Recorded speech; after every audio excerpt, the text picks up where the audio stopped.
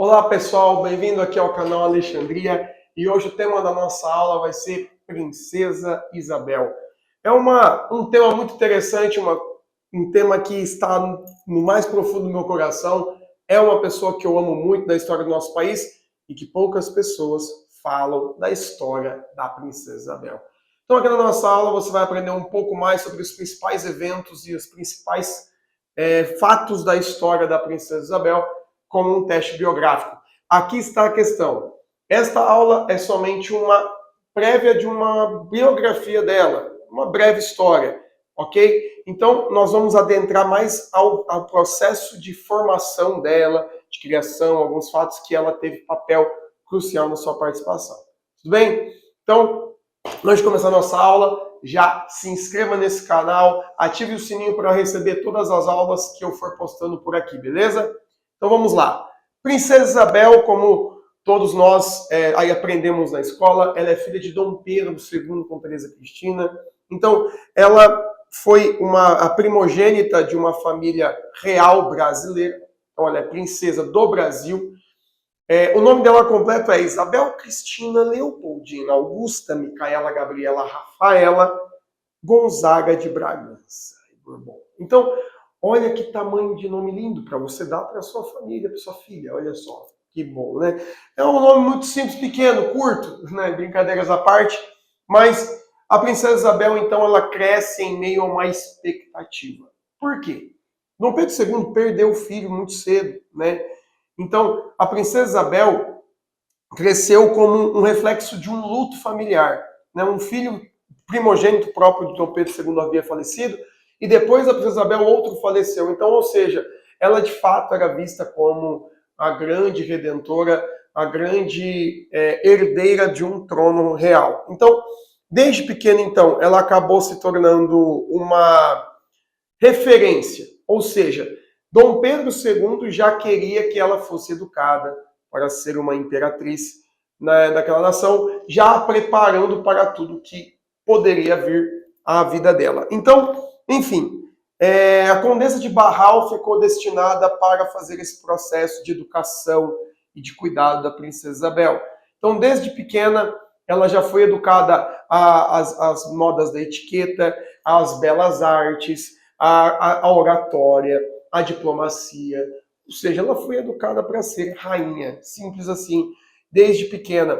É por isso que, aqui, deixando um parênteses, por isso que naquela época as pessoas falam, o cara foi rei com 15 anos. Sim, com 15 anos. Nossa, mas que você pensa um moleque de 15 anos hoje do ensino médio, como que uma pessoa dessa vai ser rei hoje? São épocas diferentes e são educações diferentes. Então, ou seja, uma pessoa que era imperador ou um rei com 15 anos, ela já provavelmente foi educada pelo menos desde a sua idade da razão até aquele momento a ser um bom rei, um bom imperador.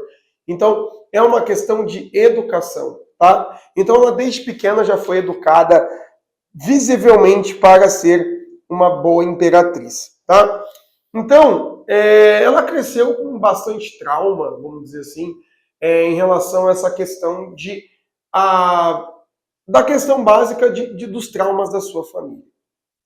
Mas isso não impediu o seu avanço intelectual. Ela é uma das pessoas mais sábias da história do nosso país. A gente vai vendo isso conforme a aula. Mas ela foi uma das pessoas mais importantes da história do nosso país. Então, por conta de toda a sua formação, da sua expectativa e principalmente do seu nacionalismo. Ela era uma pessoa que amava o Brasil, enfim, ela não tinha medo de falar do seu amor imenso por este país. Então, vamos lá. Ela nasceu no dia 29 de julho de 1846 e ela vai se ingressar praticamente na vida pública basicamente ali por volta de 1860. Basicamente no seu aniversário de 14 anos. Tá? Então, vamos lá. Desde pequena, desde ali seus 8, 9 anos, ela já apresentava grandes qualidades no mundo intelectual.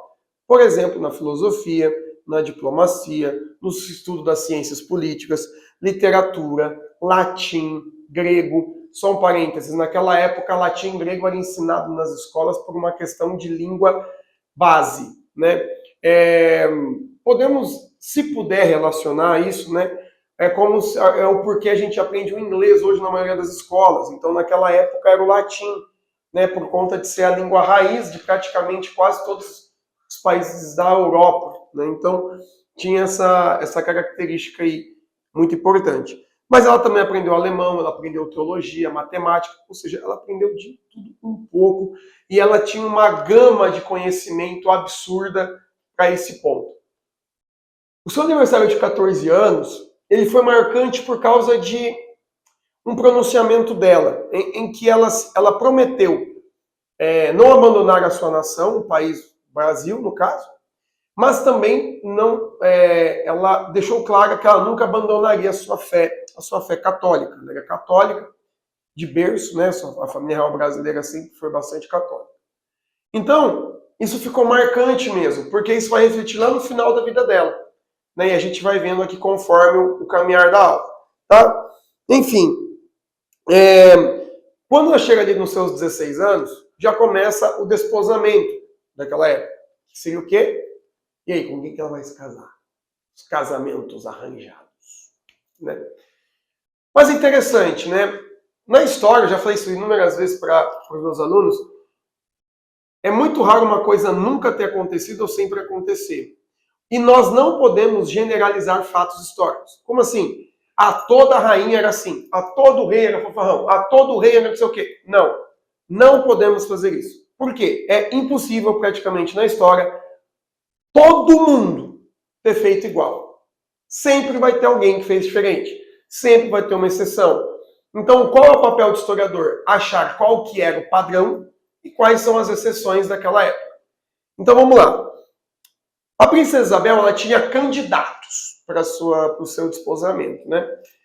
Dom Pedro II, diferentemente do que muitos ensinam, não obrigou ela a casar com quem ela escolheu. Na verdade, no fundo do coração dele, ele queria outra pessoa. Ele queria que ela se casasse com Augusto de Saxe, mas ela escolheu Luís Felipe Maria Fernando Gastão da França, também conhecido como Conde D.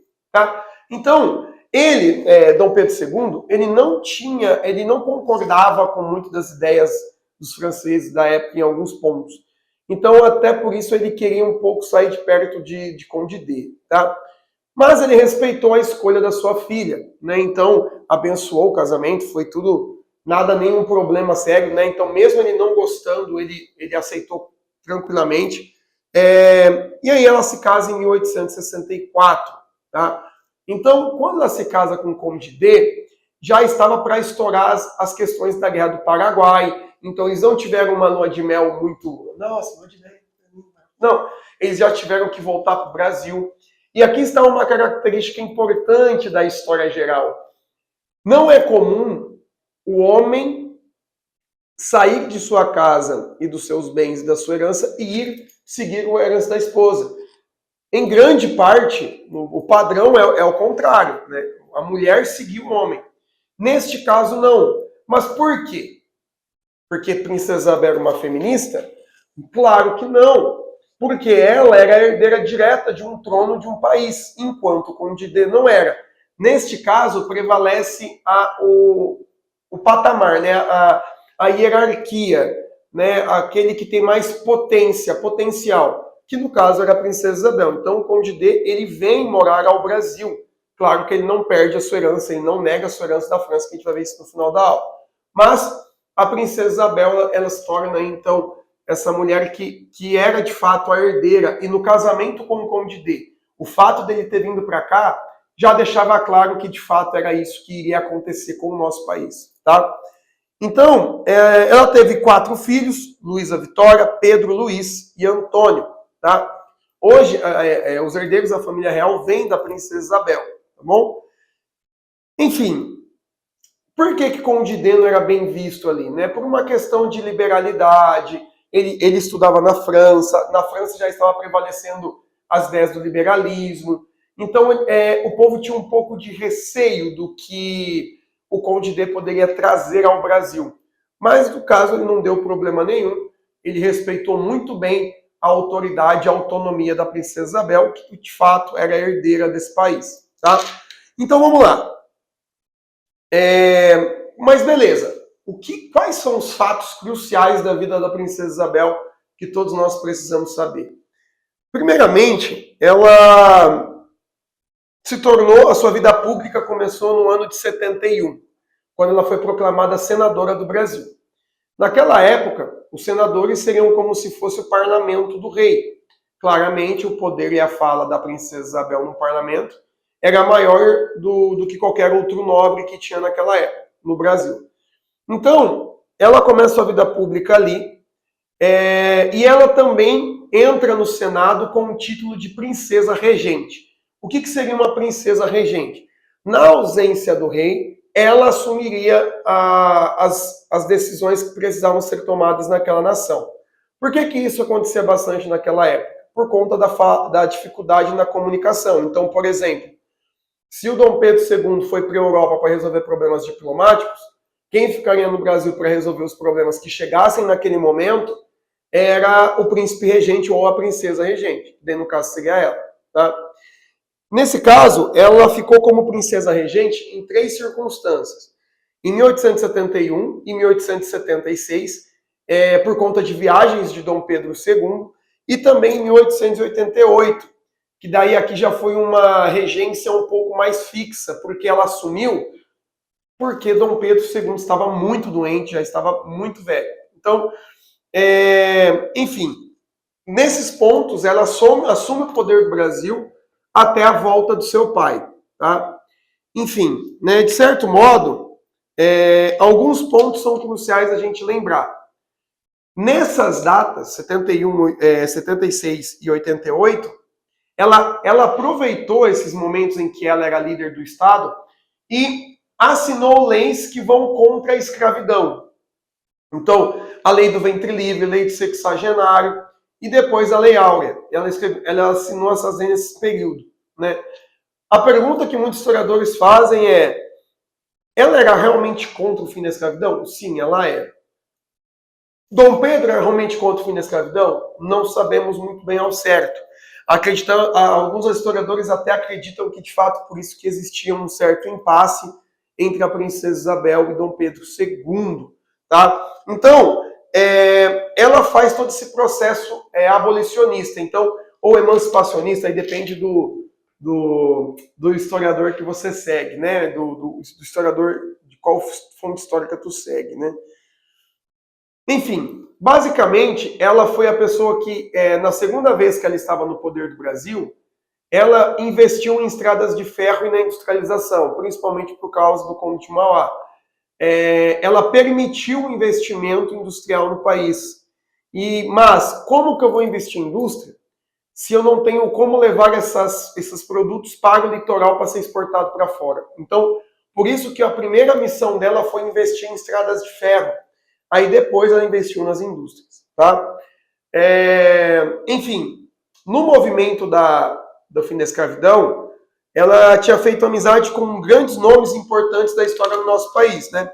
Tu vai ter ali José do Patrocínio, André Rebouças, Joaquim Nabuco, o próprio Machado de Assis. Eram pessoas próximas da princesa Isabel e que lutavam pela causa abolicionista. Tá? Então, ela, por exemplo, uma das atitudes que ela tomou enquanto ela era princesa era a fundação de um local chamado Flor Carmélia, que era a flor que representava a realeza dela. Essa Flor Carmélia era um quilombo lá no Leblon. Hoje, onde é o bairro Leblon, é onde era este quilombo, ou seja, era onde ela colocava os refugiados de escravos. Isso, mais uma vez, nos mostra que ela era completamente contrária à escravidão. Tá? E não é à toa que os servos das casas reais eram negros, mas não eram escravos. Eles tinham liberado eles, dado a alforria a eles, mas eles eram funcionários deles, porque eles precisavam de funcionários. Então, eles tratavam, de fato, os negros de uma maneira diferenciada. Né? Enfim, alguns pontos cruciais que eu gosto de dizer. Né? Praticamente todos os funcionários dela eram ex-escravos. Ela assinou a lei do ventre livre, como eu já disse. Ela criou gabinetes dentro do Senado de emancipacionismo, né, de acabar com a escravidão, e ela fechou todos os setores políticos do Brasil que tinha viés escravista. Então, ou seja, ela fez de tudo para, de fato, a escravidão acabar no nosso país, né? Ela simplesmente amava o Brasil. Enfim, a gente tem uma aula da Proclamação da República, e vou deixar aqui para vocês irem lá, de fato, e assistirem a aula da Proclamação da República. Foi um baque muito grande para ela quando ela foi expulsa do país, porque a família real foi expulsa. Mas uma coisa eu quero deixar claro para vocês. A princesa Isabel, ela foi a primeira mulher do Brasil a ter uma cadeira no Senado. E ela foi a primeira mulher da América a se tornar uma chefe de Estado. Impressionante. A gente às vezes foca tanto ali na República, só no período republicano, pós-impérios e tudo mais, e a gente esquece que na história do nosso país não começa na República. Então, ela de fato é uma figura feminina muito importante da história do Brasil, por conta de ser a primeira mulher na política, a primeira mulher no Senado, a primeira mulher líder de Estado. Então, ela teve sim esse movimento de poder. Ela era muito aclamada e amada pelo povo, né? Então, por isso que, né, a Proclamação da República, o golpe da República, foi feito antes mesmo da morte de Dom Pedro II, porque senão ela ia assumir definitivamente o Brasil. E aí eles dificilmente conseguiriam aplicar um golpe numa pessoa, numa liderança política que ela é amada pela população brasileira. Não é à toa que ela ficou conhecida como a Redentora. Ela recebeu um presente da França, que é o Cristo Redentor. Por isso que o nome do Cristo Redentor é Cristo Redentor. Por quê? Porque foi em homenagem à princesa Isabel, pelo fato dela ser chamada pelos próprios negros de a Redentora, a mulher que assinou a Lei Áurea em 1888. Só uma curiosidade, foi Machado de Assis que fez o pronunciamento ali daquele momento, que ele era negro, então a princesa Isabel queria que esse simbolismo acontecesse, que essa presença de Machado fosse tão importante ali, tá? Enfim, ela amava muito a questão da dignidade humana, e aqui está um ponto, né? Ela foi uma das únicas mulheres da história que recebeu do Vaticano, do Papa da época, do Papa Leão XIII, a Rosa de Ouro. A Rosa de Ouro é como se fosse um prêmio a uma pessoa que busca pelos direitos humanos, uma pessoa que buscava pela dignidade humana, uma pessoa que zelava pela humanidade, enfim. Então, por tamanha força de vontade de mudar o país, de mudar essa questão da escravidão, de lutar pelos direitos, ela ganhou essa Rosa de Ouro do Papa. E outro fato importante que se passou na vida dela foi o fato dela fazer parte, ela ter entrado para intervir na questão religiosa do Brasil, em que Dom Pedro II teve um problema muito sério com a Igreja Católica por conta da maçonaria. E ela teve um papel crucial ali no meio de resolver diplomaticamente aquela situação, principalmente da relação do seu pai com a população brasileira como um todo. Ela morre em 1921, desculpa. Interessante que ela morre um ano depois da permissão da volta da família real ao Brasil, ou seja, de 1889 até 1920, estava extremamente proibido qualquer pessoa da família real brasileira pisar no Brasil. Quando essa lei foi tirada, a princesa Isabel já estava doente, ela não teve condição de vir ao Brasil, então ela falece lá no Palácio da Normandia, que era onde era o Palácio de Condé, que foi para onde fugiu a família real brasileira depois da expulsão do nosso país. E lá na carta testamento dela, ela pede para ser enterrada aqui no Brasil. Então, porque ela fala, o meu corpo pertence à minha nação. Né? Então, essa é a princesa Isabel, uma pessoa pouco falada, mas que, de fato, tem uma certa importância muito grande no nosso país, na nossa história. Gostaram da aula? Ficou alguma dúvida? Comente aqui o que você achou dessa aula, alguma dúvida que você tenha. Não se esqueça de curtir esse vídeo, de se inscrever aqui e ativar o sininho, para que eu continue cada vez mais trazendo aula para vocês. Muito obrigado por ter assistido até o final dessa aula e até a próxima.